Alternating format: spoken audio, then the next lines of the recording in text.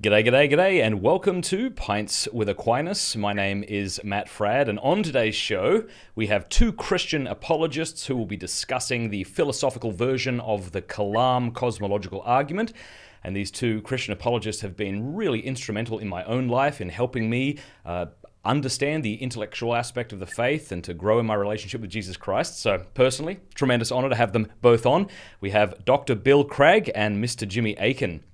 Now, let me just set the stage before I introduce the guests. The Kalam argument, for those not familiar with it, runs as follows. Everything that begins to exist has a cause. The universe began to exist. Therefore, the universe has a cause. Now, the philosophical version of the argument, which we'll be discussing today, does not rely on Big Bang cosmology or astrophysics, but instead seeks to show that the universe had to have a beginning by reason alone. The point of this discussion is to see whether or not the argument works. Bill thinks it does, Jimmy thinks it doesn't. This is not a Catholic versus Protestant thing. In the Catholic Church, for example, there have been people like St. Bonaventure, a doctor of the Church, arguing for the Kalam argument, and people like St. Thomas Aquinas, another doctor of the Church, saying that it most certainly does not work, that it's not a good argument for God. As Christians trying to lead non-believers into a relationship with Jesus Christ, it's important that we not only use arguments that they find convincing, but which actually succeed in terms of logic. St. Thomas Aquinas said of certain versions of the Kalam cosmological argument that, quote, they are so weak that their very weakness leads probability to the opposing view. But others think that they have versions of the argument that are very strong. So, does the Kalam argument prove the existence of God or not? Let's get into it. Welcome, Dr. Craig and Mr. Akin. It's great to have you both on the show today. Is there anything you would like to add or correct to what I've just said there? Well, I would like to add that for Aquinas, in order to be a successful argument in natural theology, an argument had to be a demonstration, so that he had an extremely high bar set for what constitutes a successful argument. He did think that some of the arguments for the finitude of the past were good probability arguments. And so by today's standards, I think many people would say that he would accept them as good probability arguments for the finitude of the past, even if they fall short of strict demonstrations. Okay, thank you. And thanks for being on the show. Sure. Jimmy. I would agree. Obviously, Aquinas, when he's talking about arguments, is thinking not of probabilistic arguments, but of ones that are conclusive proofs. And we don't always use that standard today. I think that the Kalam argument is interesting. And I just wanted to, mention that I'm going to be taking Aquinas' position, which is that I don't think the philosophical version of the Kalam argument succeeds. But actually, Bill and I have a lot in common. We're both Christian apologists. We're both trying to bring people closer to Christ. This is really a question of method, of how is best to go about that. And even on the Kalam argument, we agree on a lot of things. I agree that it is a very appealing argument. It's very simple and easy to understand, at least the basic structure of it is. I also agree it's logically valid. It uses correct logical form. And I agree it's sound, meaning that it has true premises. It's true that whatever begins has a cause, and it's true that the universe has a beginning. There's just a question of how do we go about showing that. And we're fortunate enough to live in the 21st century. So we have intellectual tools that Aquinas and Bonaventure did not have. We have modern science. And the findings of modern science do support the idea that the universe had a beginning. And so we can appeal to that. And I think that the scientific version of the Kalam argument is actually quite successful, and I use it myself. I recently published a small book called The Words of Eternal Life, where I use a scientifically supported version. It's really only on the philosophical end of things that I think the argument has weaknesses. Okay. Well, here's what I'd love to do. I'd love to kind of step out of the way and just let the two of you discuss this, since you've both given it a lot of thought. So how do we proceed from here? Since I suppose Dr. Craig's argument is pretty well known, maybe Mr. Akin, you could go for it and respond, unless Dr. Craig, you'd like to put it forth again, and then I'd like to just as I say, step out of the way and let you two discuss. Yes, I think that for the sake of our listeners, we should review the arguments, lest we presume that they know too much.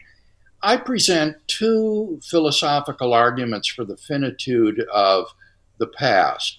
The first is based on the impossibility of the existence of an actually infinite number of things.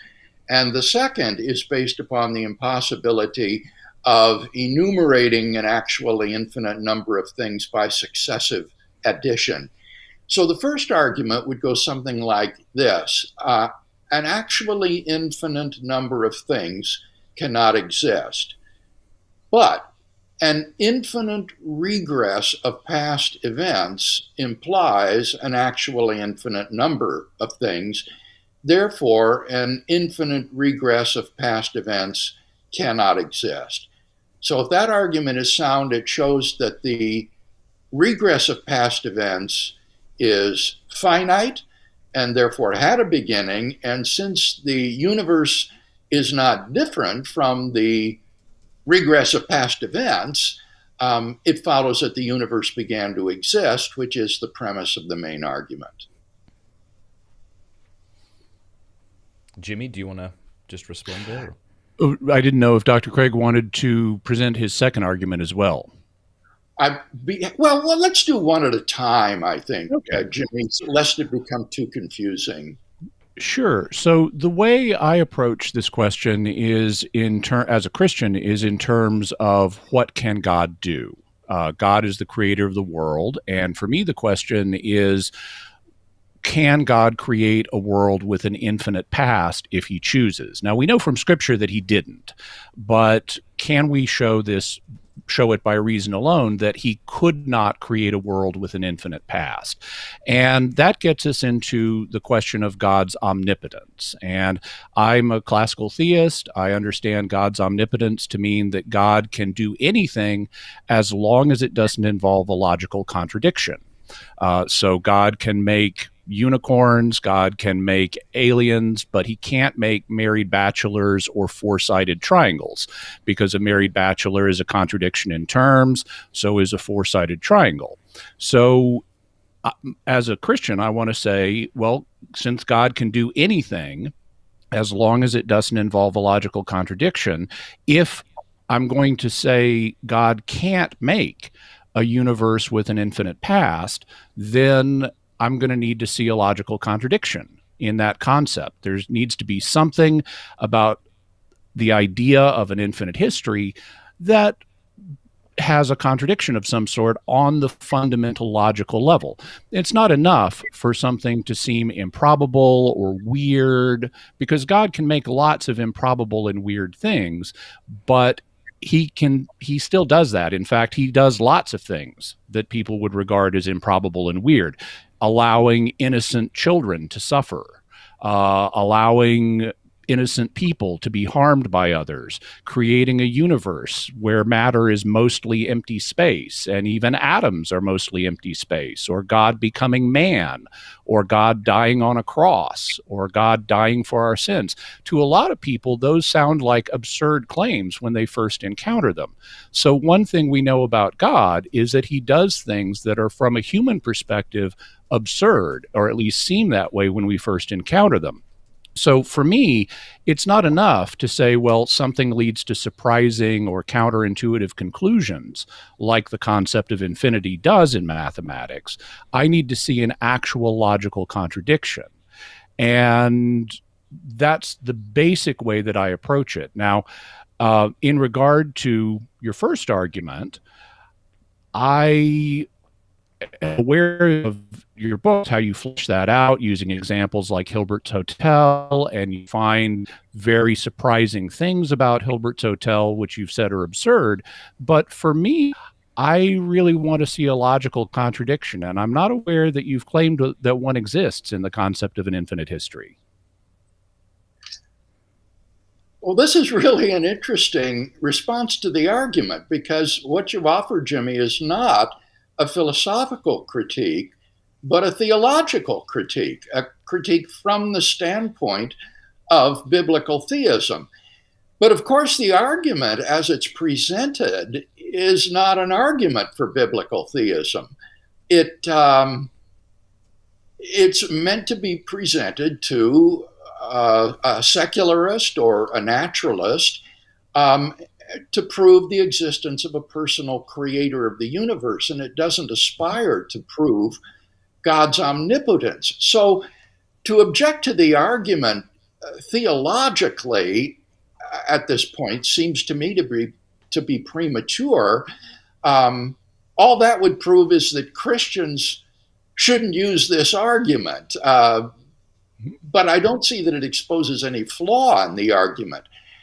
The argument doesn't even try to prove that God is omnipotent. So if it proves the existence of a personal creator of the universe who's not omnipotent, that may be theologically objectionable, but it doesn't do anything to undermine the argument. Now, more to the point, I think that your concept of omnipotence is far too strong because there are metaphysical impossibilities that do not involve strict logical contradictions. There is this notion of broadly logical impossibility stemming from the work of Saul Kripke and others that show that it's far too narrow to think in terms of involving a contradiction. So let me give some examples. That something should come into existence without a cause is not logically contradictory, but nevertheless, I think it's metaphysically impossible. That an event should precede itself is not logically contradictory, but I would say metaphysically impossible. That gold should have a different atomic number than it does is not strictly logically contradictory, but I think it's metaphysically impossible. That this desk that I'm sitting at, this very desk, that it could have been made of ice, I think is metaphysically impossible, but it doesn't involve a strict logical contradiction. Alvin Plantinga gave one example that is my favorite. He says that the prime minister is a prime number is not strictly logically contradictory, but it's surely metaphysically impossible. So the fact that the concept of the actual infinite is a logically consistent concept, given the conventions and assumptions of infinite set theory, I think does nothing to suggest that this is not metaphysically impossible. And I think that the illustrations like Hilbert's Hotel and others do give reason to think that the existence of an actually infinite number of things is metaphysically impossible, even if it's not strictly logically contradictory. Thank you. You raised a couple of points there that I'd like to respond to. The first one is the question of, is my approach premature because I'm using theological considerations as part of my approach? And of course, there's a long history of theologian philosophers like Bonaventure and Aquinas who did both activities at the same time. I would actually argue that it's important as Christian apologists that we think from the beginning from a Christian perspective, and that we make sure the arguments that we're using are consistent with the faith that we're trying to bring people to. And so before I use an argument with non-Christians, I want to make sure that it checks out from the viewpoint of the Christian faith. So as a Christian, I know that God is omnipotent, and I understand what that means.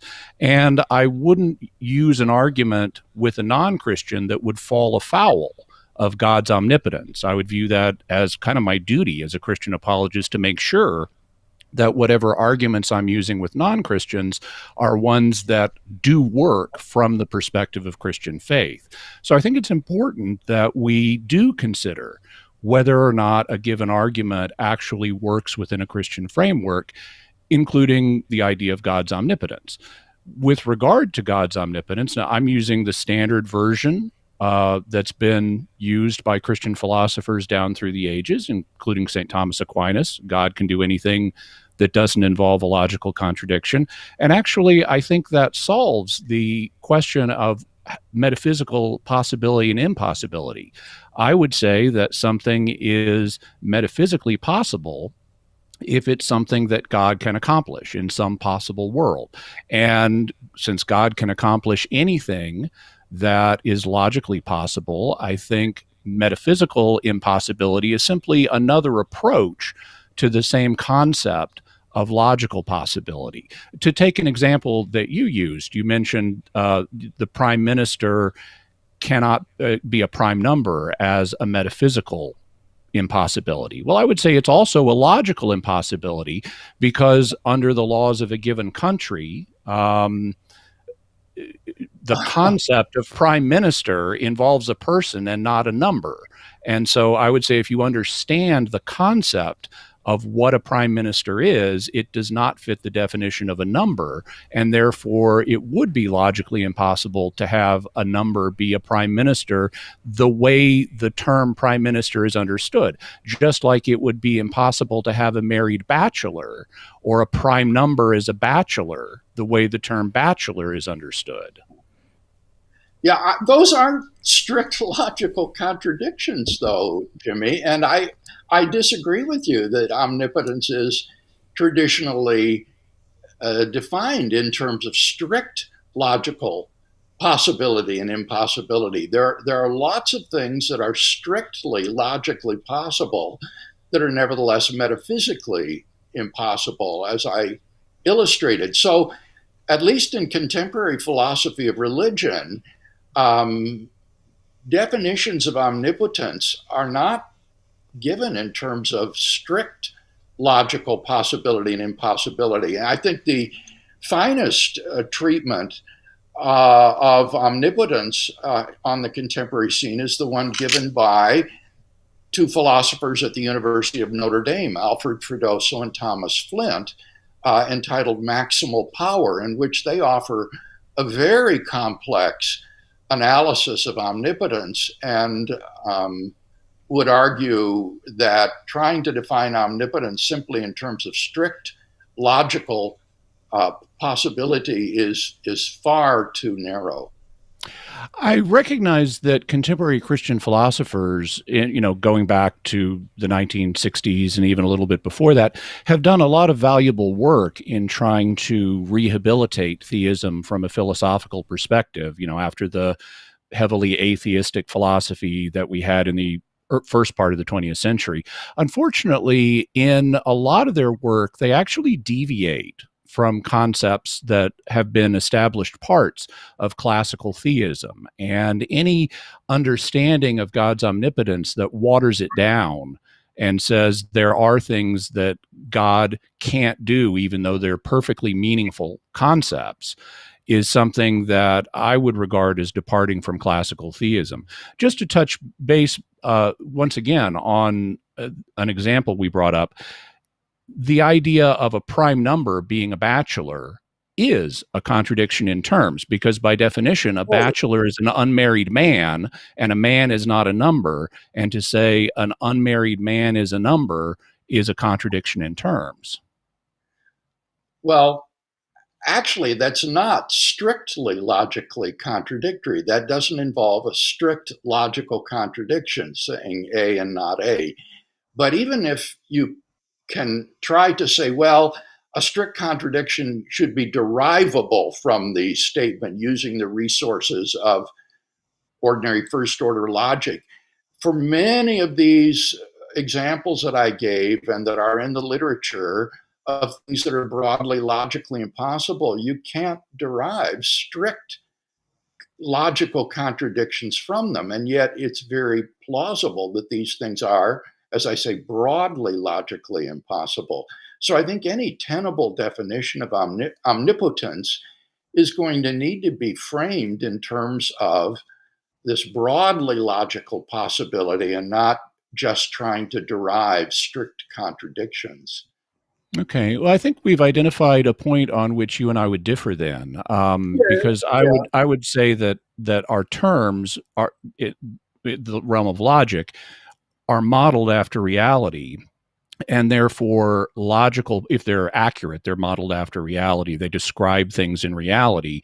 And so anything that's metaphysically possible or possible in reality or is going to be possible logically, and conversely, anything that's impossible in reality is going to be logically impossible. And I would say the same thing about the other examples, like a desk ice or gold having a different atomic number. I would say those also have derivable logical contradictions in them. But you and I seem to be using terminology differently on this point. Well, I mean, a strict logical contradiction is a proposition of the form A and not A. Mm-hmm. And none of these examples involve that sort of strict logical contradiction. I agree with what you said about reality, but I would say that's what philosophers mean by broadly logical possibility or metaphysical possibility. It is a possibility that is actualizable, something that could actually be the case, could be real, as you say. And that's where we get into the question then of is it really possible that an actually infinite number of things could exist? And classical theists have disagreed about this. Aquinas himself was quite conflicted about this. Sometimes he would agree with Aristotle that you cannot have an actually infinite number of things. And so he sought to find a different way to avoid the argument. Yeah. I'd love to explore the idea of logical possibility and impossibility more. I'm not sure that, since our time is limited, that we want to go in that direction. So why don't we move to considering the actual infinity that you base your first argument on? You say it's impossible to have an actual infinity. And I would pose two challenges to that. The first one is, now, I assume we're agreed that the set of all natural numbers is actually infinite, but that then gets us into the question of what are numbers? Are they abstract objects? What's the nature of an abstract object? And we don't need to be detained by that. But whatever numbers are. I think that's important for our readers to understand, because we're talking here about the real existence of an actual infinite. And I would not regard numbers as things that are mind-independent realities. And so counterexamples taken from mathematics don't faze me because I don't think they're part of reality. Yeah, and so, I'm happy to grant that for purposes of our discussion. What I'd like to use as my first challenge is this. Suppose that God knows everything, which on classical theism he does. He's got infinite mind. And as a result, God can imagine every possible natural number. God knows the set of all natural numbers, which is infinite. And God then, if he can imagine every natural number, he could imagine something very simple. Let's say a number line. Now, we can't imagine a number line that goes on indefinitely, infinitely, but God can. God can imagine the entire number line of natural numbers. Suppose then that God, for every natural number, imagines a hydrogen atom, and an inch away from it is another hydrogen atom, and an inch away from that is another hydrogen atom. So God can imagine a row of hydrogen atoms that stretches on infinitely. God can imagine this, and it doesn't involve a logical contradiction. Why can't God then create what he can imagine? Because by his omnipotence, God can create anything that he can conceive of. He can't imagine what a four-sided triangle is like because that's got a contradiction in it. But there doesn't seem to be a contradiction in an infinite row of hydrogen atoms. So why couldn't he make that? We've already agreed that there isn't a strict logical contradiction in the conception of an actually infinite number of things. The question is the real existence of this. And Correct. Talking about imaginary entities gets us no distance toward solving that question. In order to have an actual infinite number of things, you would have to have an actually infinite number of divine thoughts. And here, my sympathies are again with Aquinas. I don't think God has a plurality of thoughts. I think that God's knowledge of reality is a simple, undivided intuition of all reality.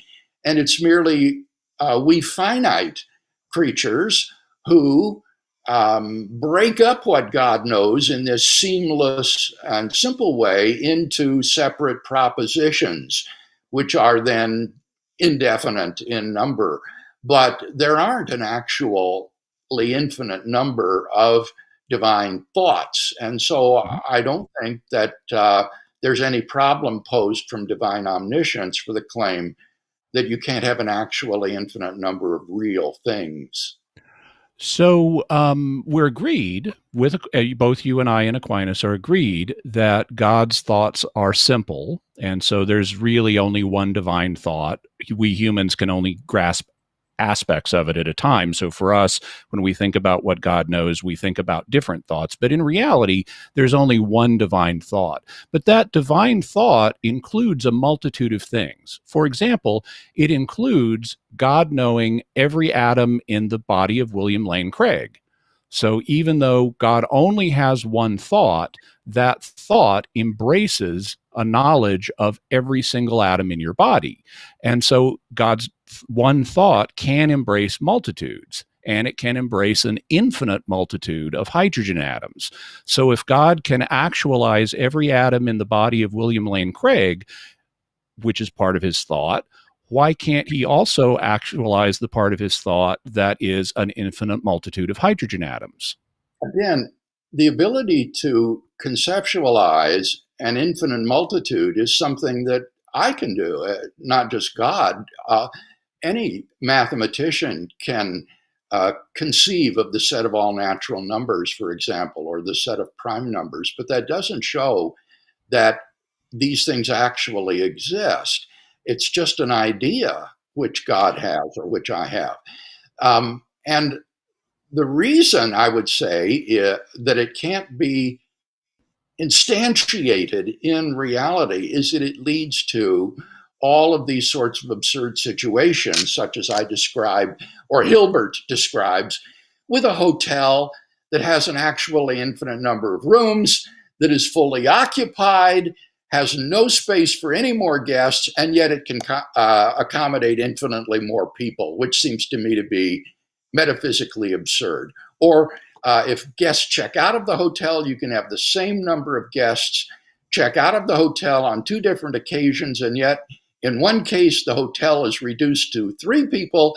In the other case, it still has an infinite number of people in it, which seems to me, well, that is a logical contradiction. I mean, that those doing inverse operations like subtraction and division with infinite quantities is logically contradictory, and that's why it's mathematically prohibited.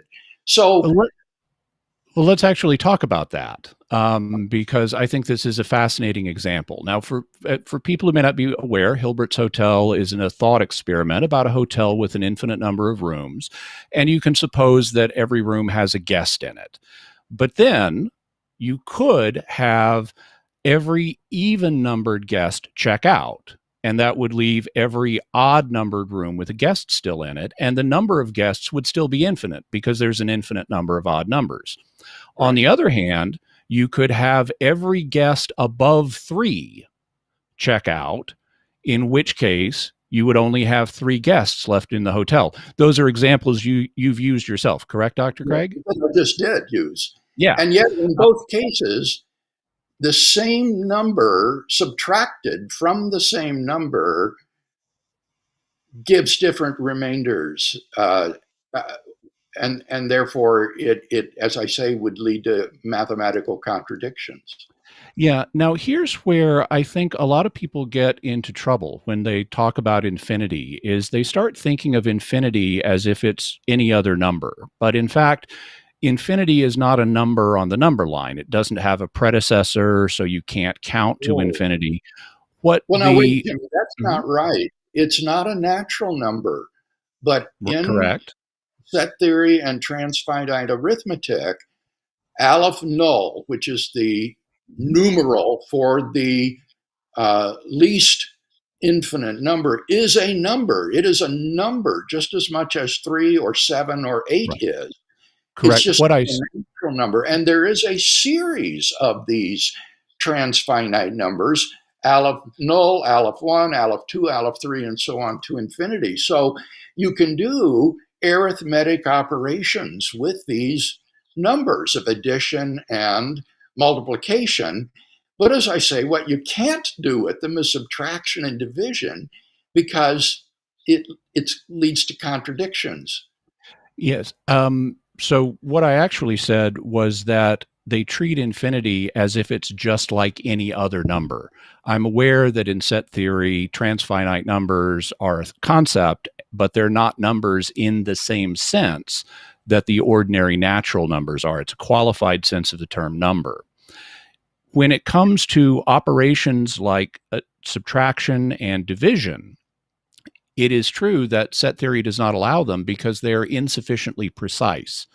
You can apply addition and multiplication to transfinite numbers in a fairly straightforward way. The results you get are sometimes surprising, but you can apply those concepts. With Right. something like subtraction, you can't, because subtraction, the way it's applied to finite numbers, does not yield sensible results in with transfinite ones because of it, the fact it has not been specified sufficiently. But mathematicians love specifying things further and say, okay, let's make a distinction here. If you, and I'll give you an example.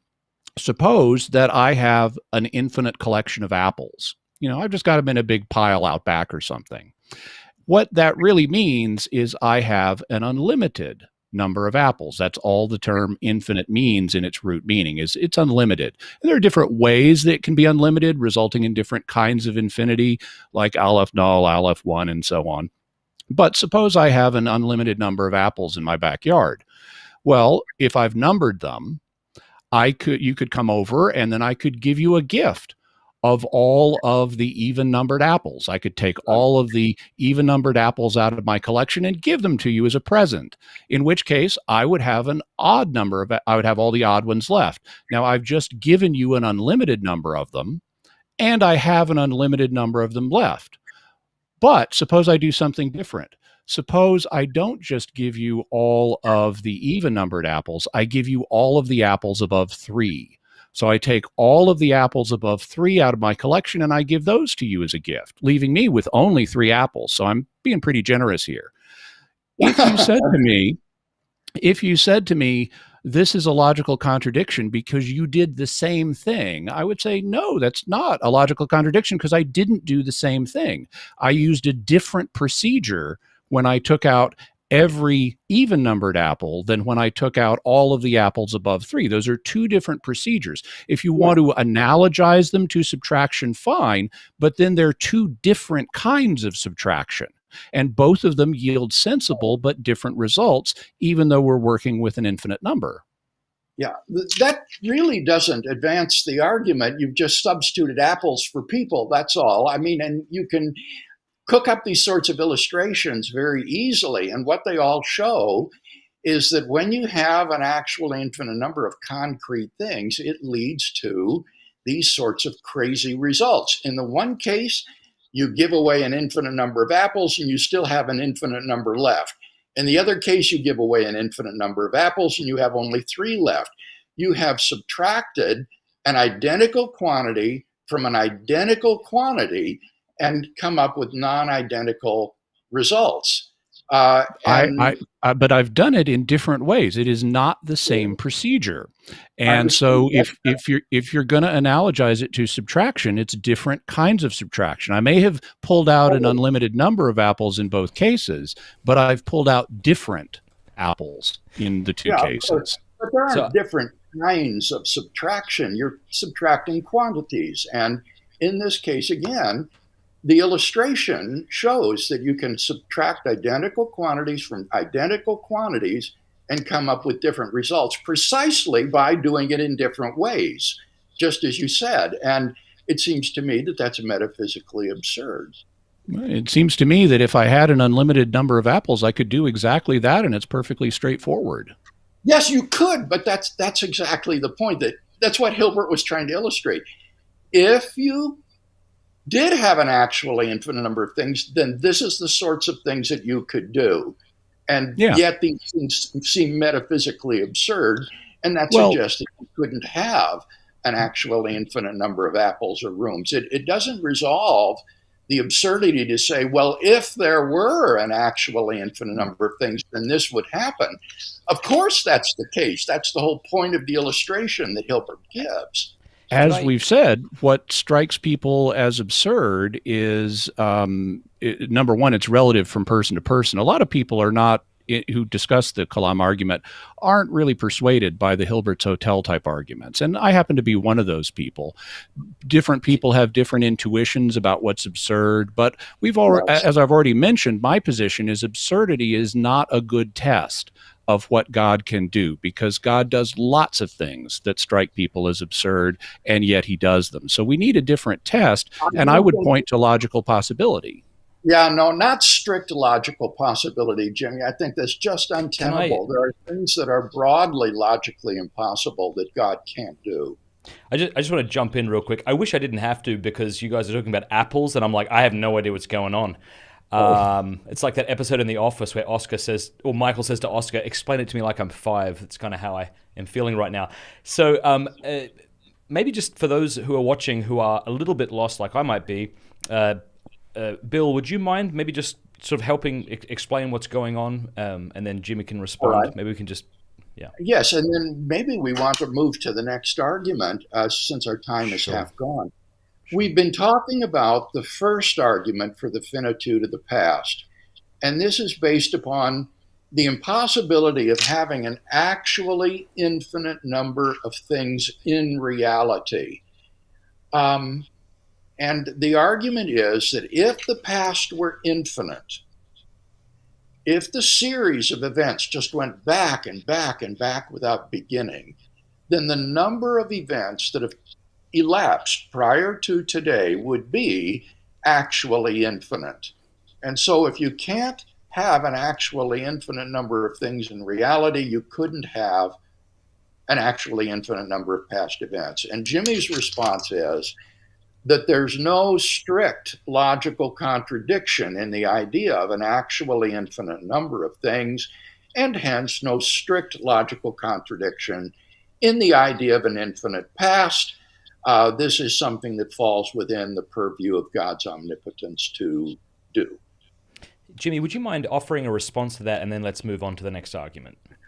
I think that's a good summary of the state of the discussion and where we're disagreeing.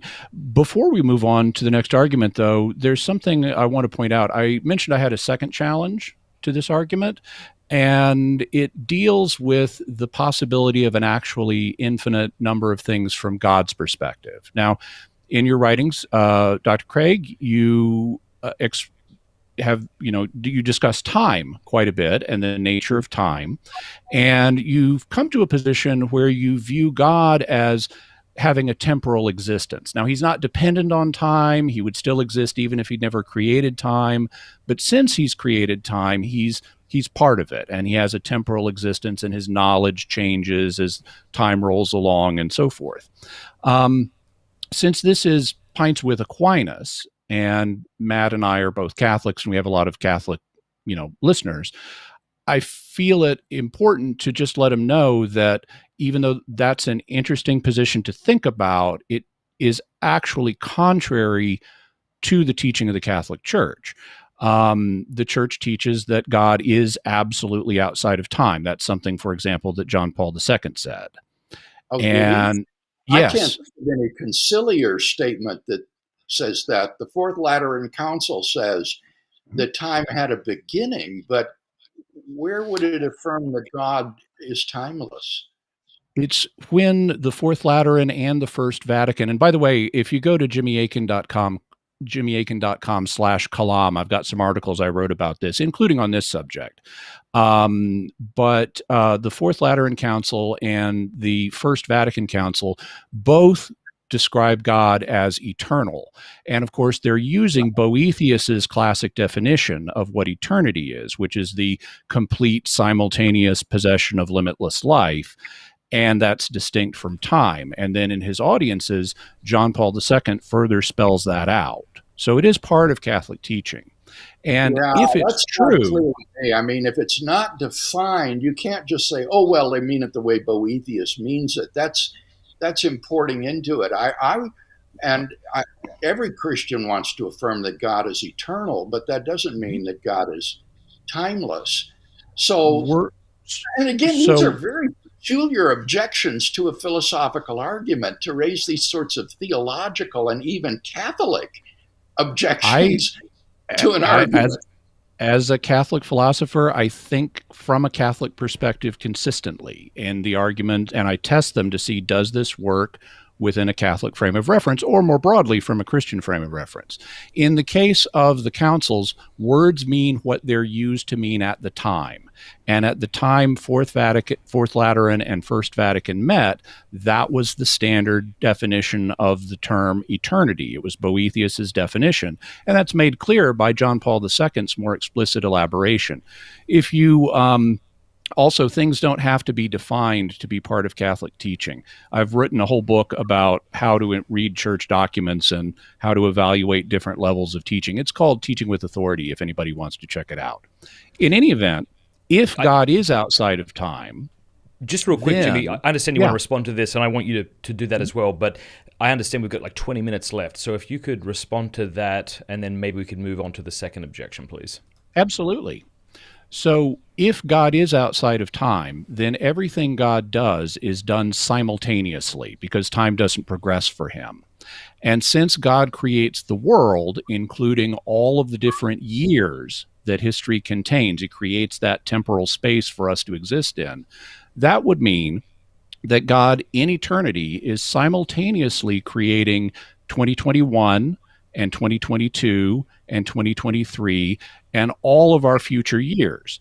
And since the years of our future history are infinite because we're never going to pass out of existence, that would mean that from God's perspective, he is right now creating an actual infinity of future years. And that would show that from God's perspective, an actual infinity can exist.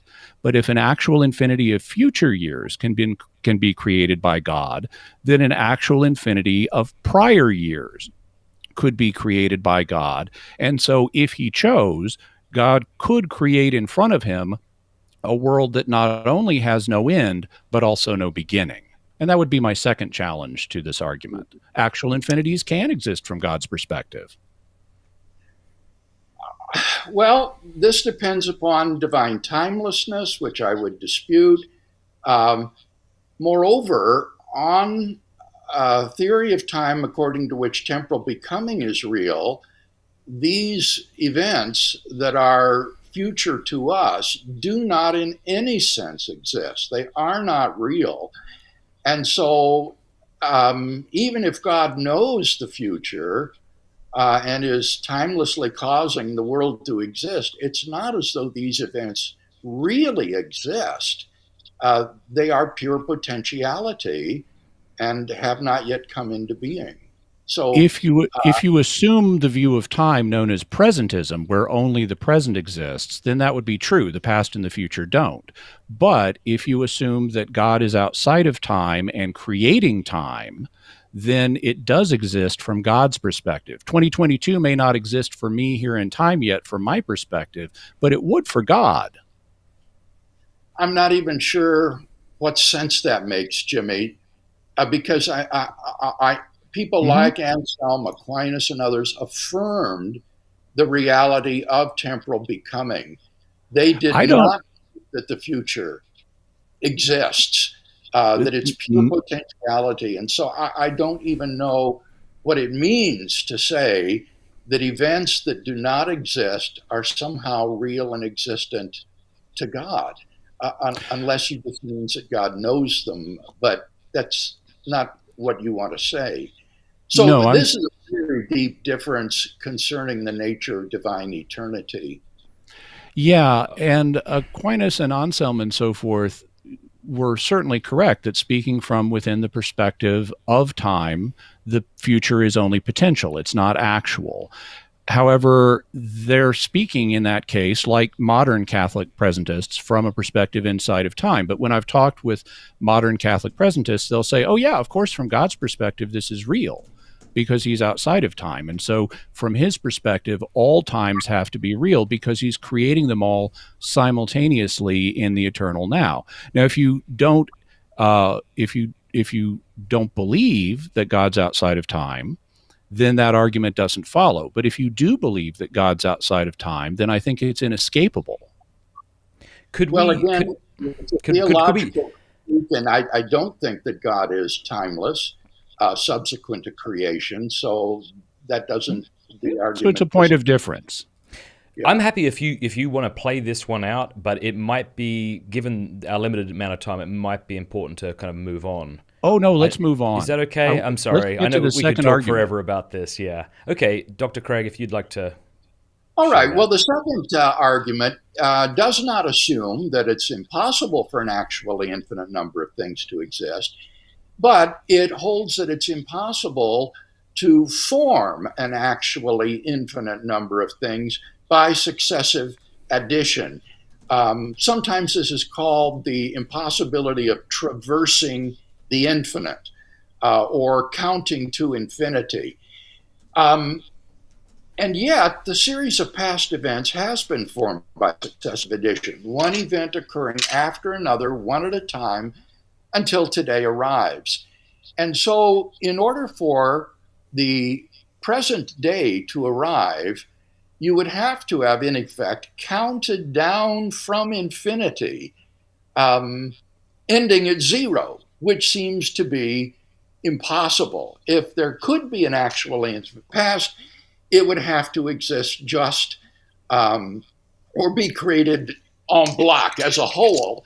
But even God couldn't create an infinite past, one event at a time, and finally arriving at today.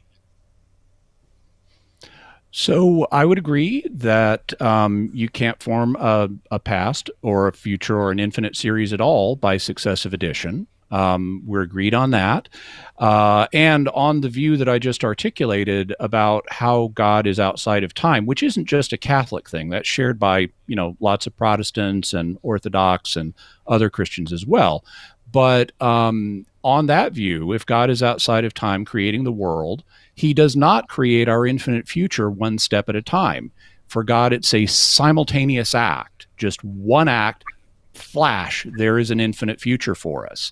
And in the same way, if he chose, flash, there would be an infinite past to our history. So it's quite true that that you don't form an infinite series by successive addition. But if God is outside of time, that's not an issue for God because he's not doing it by successive addition. I also think there's another potential problem. Let's stop here. Sure. Lest things get away from us. Once again, Jimmy, what we have here are not philosophical objections to the argument, but theological objections. And I don't think that appeal to that sort of thing is legitimate to refute an argument against the formation of an infinite series of past events, one member at a time, by going through them one member at a time. You're certainly correct that if you adopt the view that God is timeless and that all temporal reality is present to him, then God can create it all in a flash rather than sequentially. I agree with that.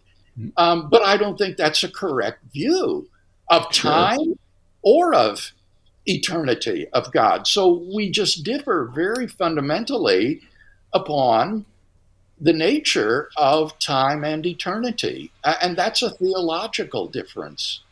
Well, it's I would say it's also a philosophical difference. I mean, as you know, there's not a rigid boundary between philosophy and theology, which is why people read St. Thomas Aquinas or St. Bonaventure or St. Anselm both as theologians and as philosophers. The way that I approach things is that if I know something to be true, I'm going to incorporate that into the arguments that I use. And so let's suppose I want to entertain a philosophical argument in philosophy class that involves scientific issues. Let's say it's a philosophy of science class. And I happen to know scientifically that atoms exist.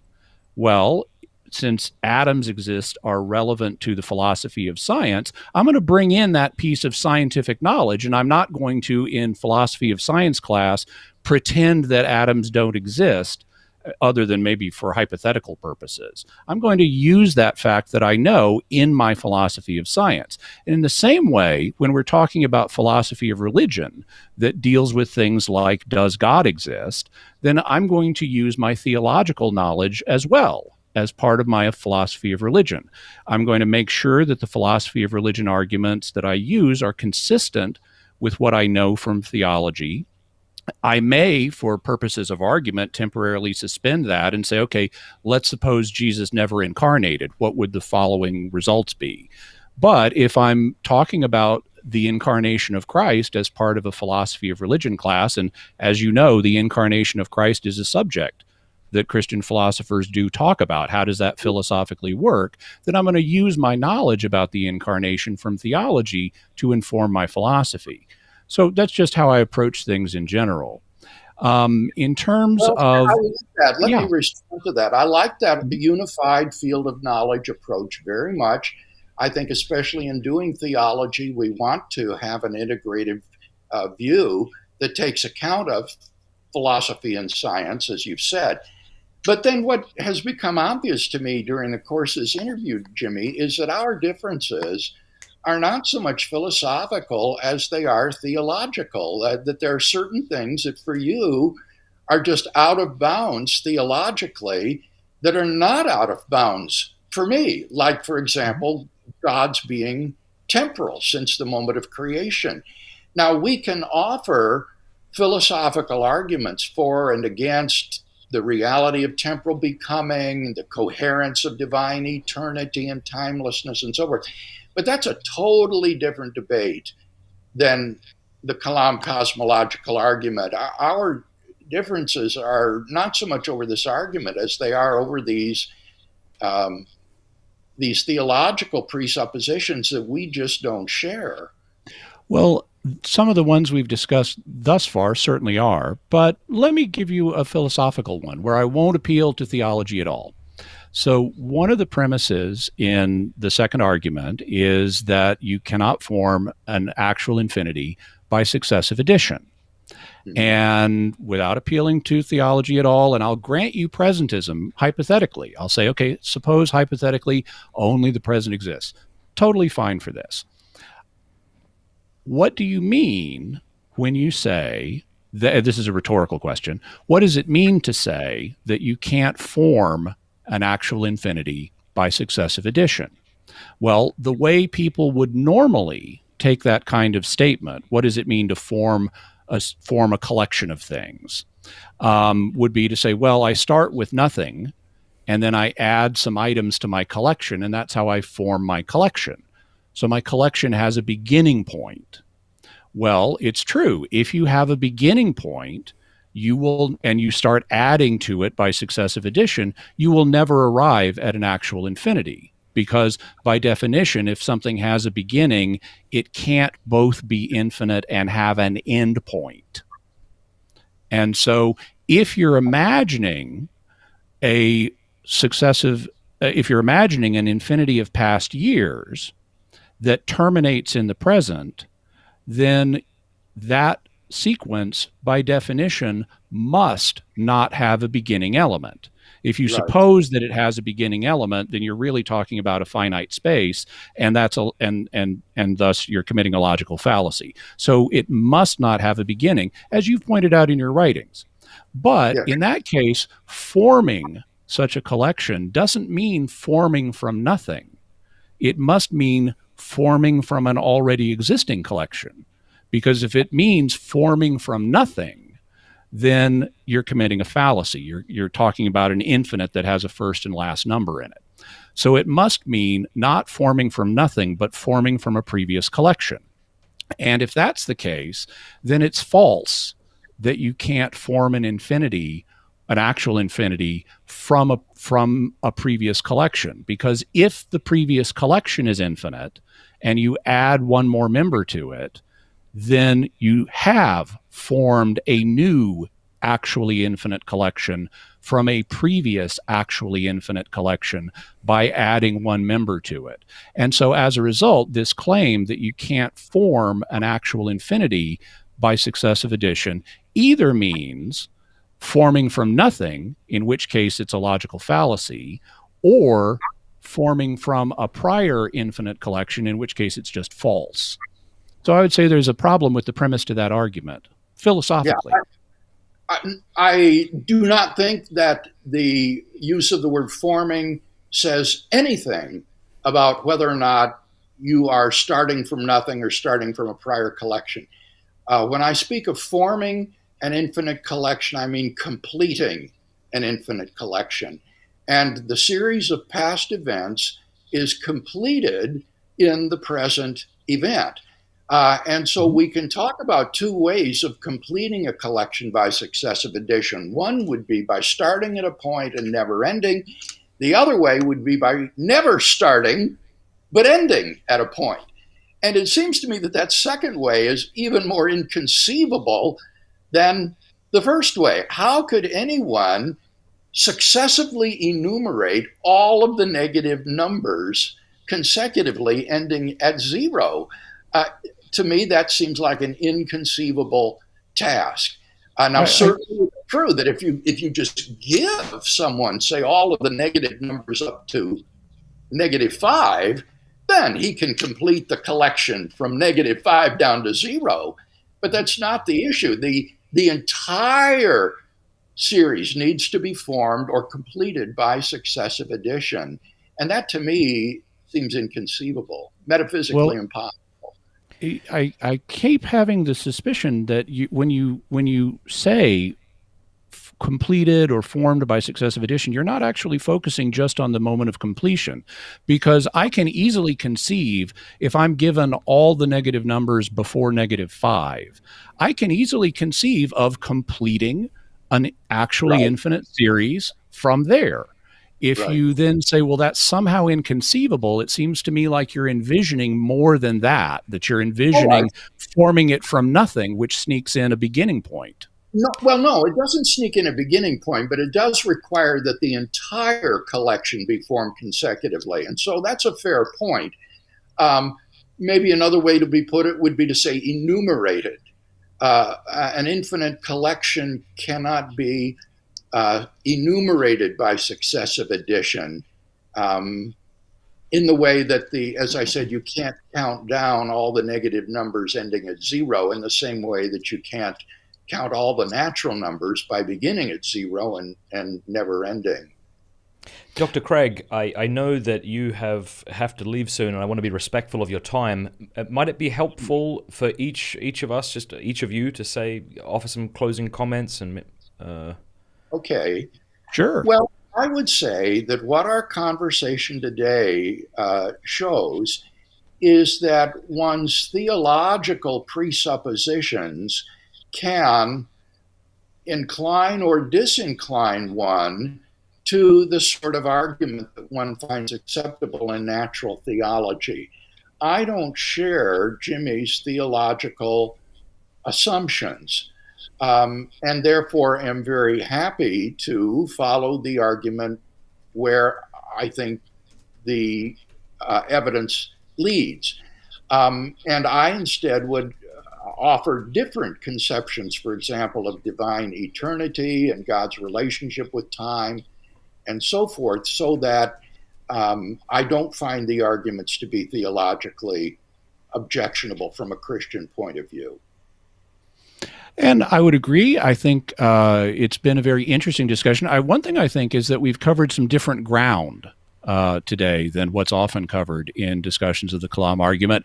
I recognize and respect the difference of viewpoints that Dr. Craig and I have, both philosophically and theologically. I think it's fruitful to talk across different viewpoints that way and explore the different aspects of things. And I do think that the Kalam cosmological argument does work. I think it's a valid argument. I think it's a sound argument. It's just a question of how do we prove that tricky second premise. And I think that the evidence offered by scientific considerations is more successful, certainly from my point of view, but I think from other people's point of view, than some of the more philosophical arguments, which can get rather complex and abstract, and in some cases, I think, can be actually unsuccessful. Well, why don't we, Dr. Craig, tell us where we can learn more about you. I'm sure you get told this a lot, but I'm a Catholic. I have a lot of Catholic followers. All of us are big fans of Dr. Craig, and we've been really blessed by your work. So I've put a link to Reasonable Faith below, but if you have anything else you'd like to point people to. No, reasonablefaith.org is our website, and there is tons of material there, all available free of charge for people to benefit from. And Mr. Akin, fantastic to have you on the show. That was just really, I wish we could chat for 5 hours, but alas, I've put a link in the description to your I Jimmy need Akin, more caffeine. jimmyakin.com/Kalam, but is there any other place you'd like to point people to before we wrap up? Yeah, sure. I work for Catholic Answers here in San Diego. Our website is Catholic.com. People can also go to my website, jimmyakin.com. You do have to spell my last name correctly if you want to get there. It's so simple, just 4 letters, A-K-I-N, Jimmy Akin. And if you go to jimmyakin.com/Kalam, you'll find some articles I've written on this subject. Also, I have a very popular podcast known as Jimmy Akin's Mysterious World. So just type Jimmy Akin's Mysterious World into your Google machine, and you'll find all kinds of interesting things to think about. Terrific. Okay, well, thank you so much for being with us today. Bye.